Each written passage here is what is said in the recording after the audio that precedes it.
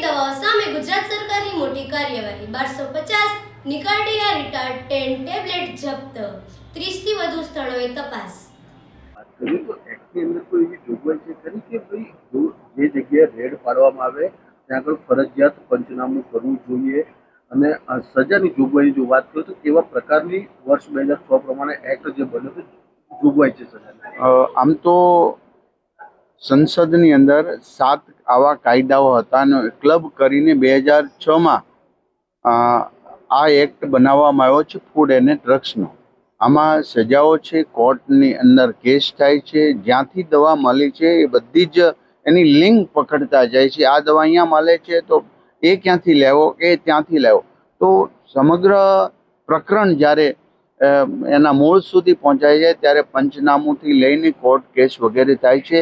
આમાં જોગવાઈ પ્રમાણે અને એમના નિયમ પ્રમાણે કોર્ટ દ્વારા સજા થતી હોય છે, લેખિત દંડ પણ થતો હોય છે। આ પ્રકરણની અંદર જેબી ફાર્મા અને કેમિકલ જે સ્ટાન્ડર્ડ દવાઓ છે, મારા ખ્યાલ પ્રમાણે મને માહિતી છે એટલે ટોરેન્ટ ગ્રુપનું આ દવાઓ છે, તો એ સ્ટાન્ડર્ડ દવાઓ અન્ય લોકો બનાવીને એ જ ભાવે વેચે, જેથી કરીને જે સ્ટાન્ડર્ડ જેમની પાસે ગુણવત્તાસભર દવાઓ હોય એટલી કામ કરતી નથી। પરંતુ આ બધી જ દવાઓ પકડાની છે।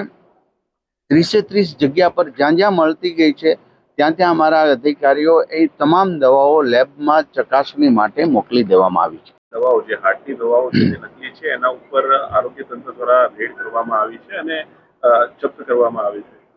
કાર્યવાહી થઈ રહી છે આ સંદર્ભે।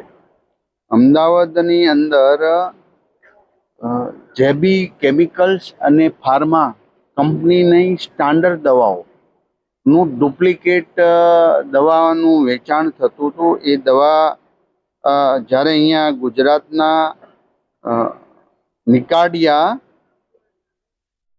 રિટાર્ડ 10 ટેબ્લેટ જ્યારે વેચાણ થતું હતું ત્યારે અમારા ડ્રગ્સ વિભાગમાં આમની બાતમી વગેરે માહિતી મળતા જ 30 જેટલા મેડિકલમાં આનું રેડ કરવામાં આવી છે, જ્યાં દવાનો જથ્થો મળી આવ્યો છે। 1,70,000 દવાના જથ્થાને સીઝ કરવામાં આવ્યો છે। પરંતુ આ દવા આવી ક્યાંથી, બને ક્યાંથી, તો એ યુપી અને રાજસ્થાનથી આ લોકો દવા લાવતા હતા, જેનું આજે પોલીસની અંદર FIR અથવા તો જાણવા જોગની ફરિયાદ આપી એનું પગેરું મેળવવા માટે ડ્રગ્સ વિભાગના અમારા અધિકારીઓ સતત ડે નાઇટ કામગીરી કરી રહ્યા છે।